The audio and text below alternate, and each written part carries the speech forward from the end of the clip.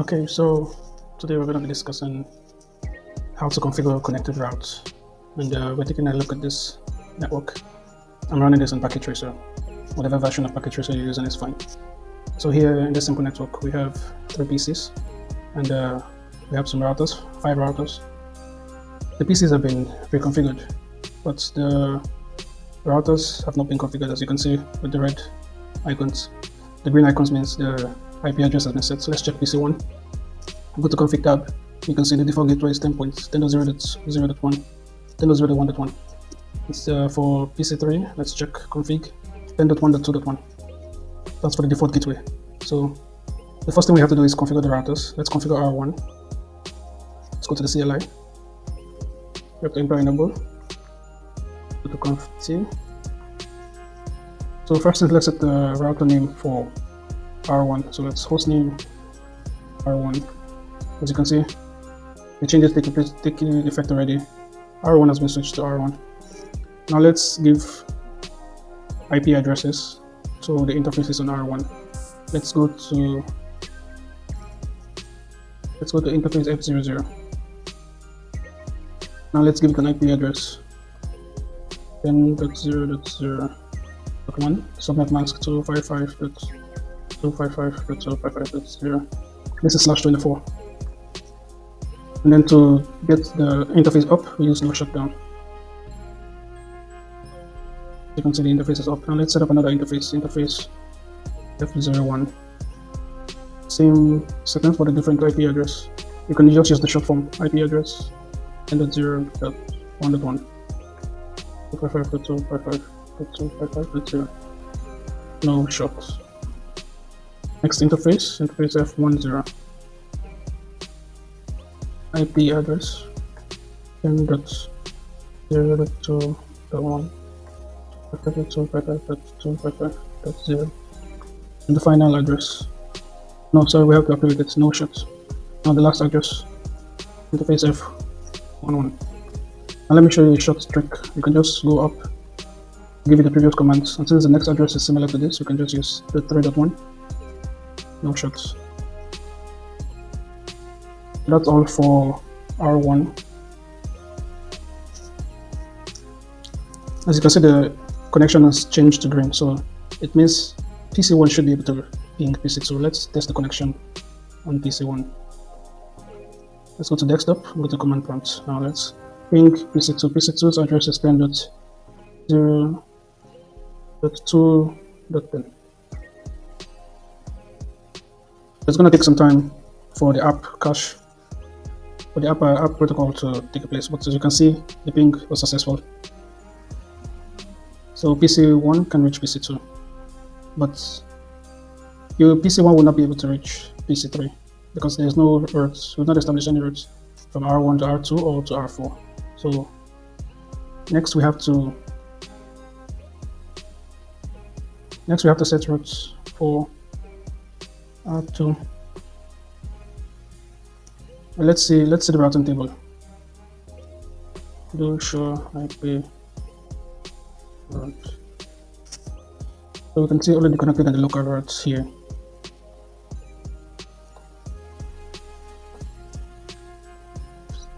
From 10, the connected route is 10.0.1.0.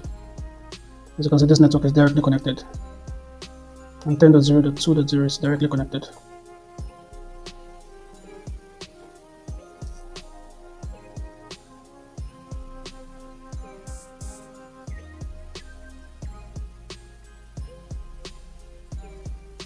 So we cannot ping from PC1 to PC3. Let's check. Ping PC3, that's 10.1.2.10. Destination host not reachable because we have not created any static routes yet. So let's create some routes on R2. Go to the CLI. Enter configuration mode. Interface F00, IP address 10.0.0, subnet mask 255.255.255.0. No shots. Go to the next interface F01. It's 10.0, 10.1.0.2.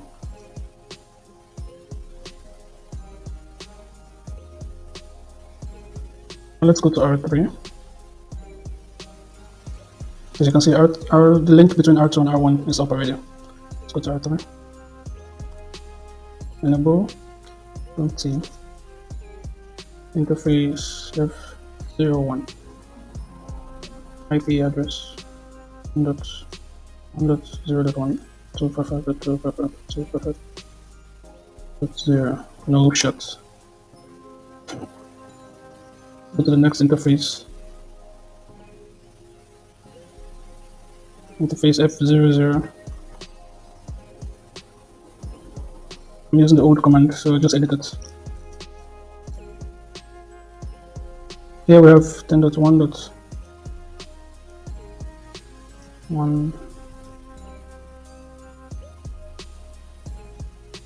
1.3.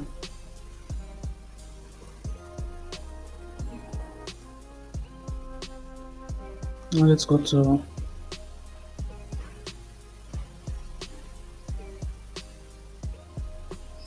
R4.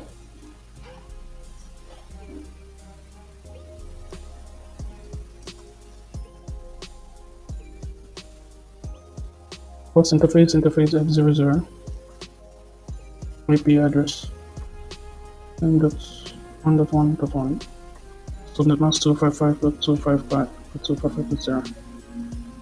No shut. Next interface F01 IP address is 10.1.2.1. No shut. And the last interface F10 IP 10.1.3.1.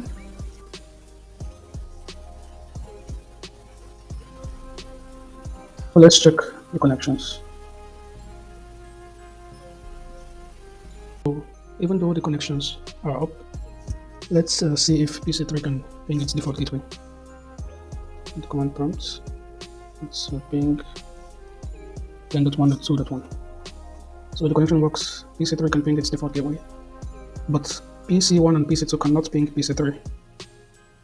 We should know why, because we have not created a route between the two PCs. But let's just show to prove that. From PC2 I'm pinging PC3. Let's ping 10.1.2.10.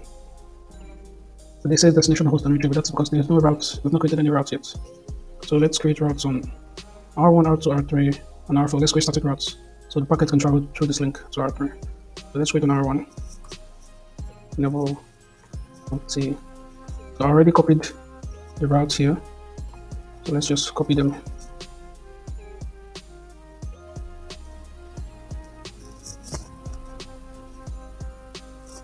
And then let's go to R2.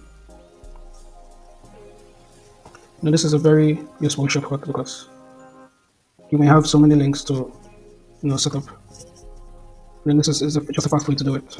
But ideally in enterprise networks, you don't really use static routes, you use routing protocols. But this is just one example, so that's why we're using this. Now let's, for R3,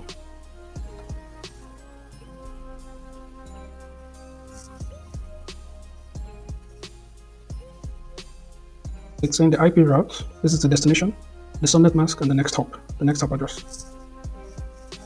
And R4.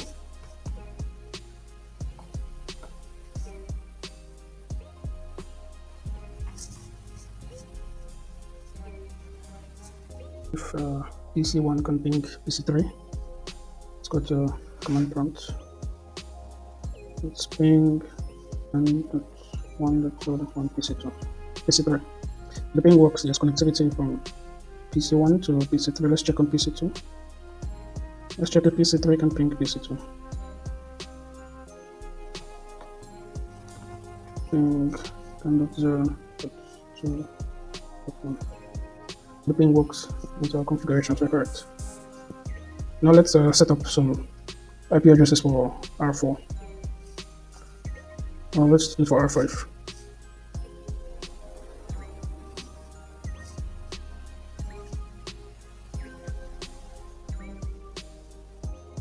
enable continue interface F00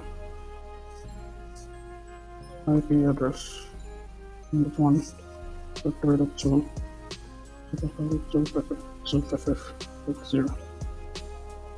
.0 shots interface F01 IP address 10.0.3.2 255.255.255.0 no shots.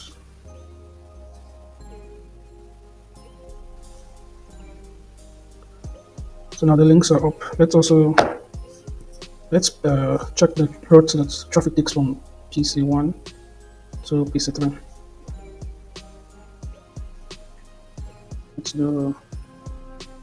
Let's ping first.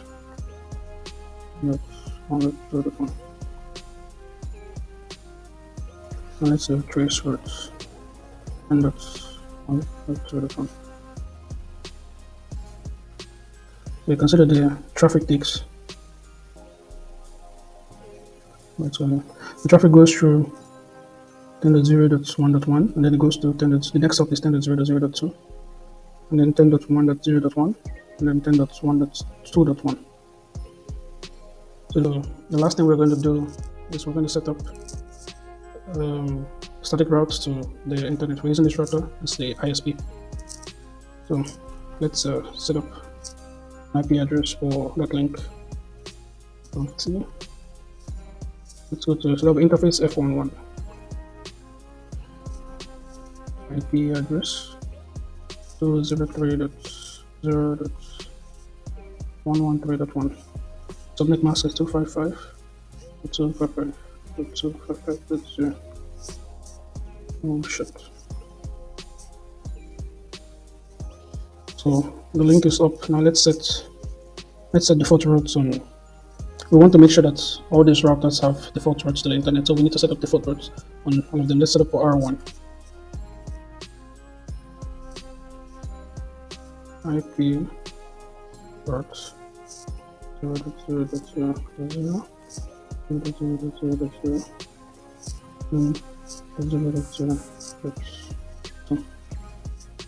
So they're saying the default route means that this is the static route. It's saying that any route that is not in the routing table that's from anywhere to anywhere. So we have 0.0.0.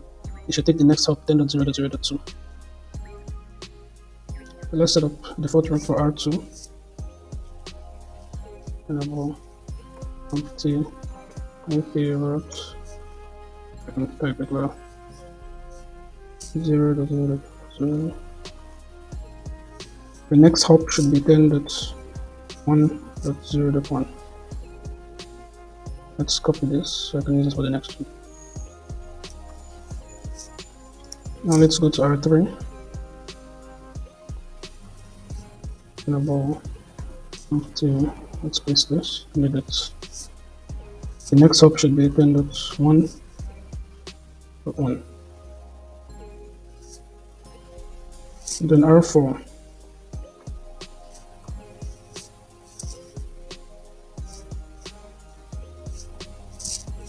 R4 is already connected. R4 has a direct connection to the ISP, so the next hop is going to be that IP address 203.0.113.2.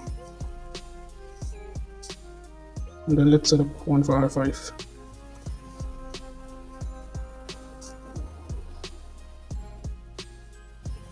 The next hop should be 10.1.3.1. So all the routers should have default routes to the ISP. Let's check on R4. Do show IP routes. You can see this, the static routes. So this is the default way, the default route, and the next hop is 203.0.113.2.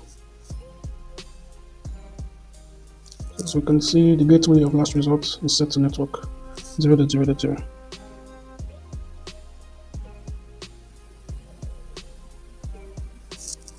So let's check on the other routers. Let's check on R1.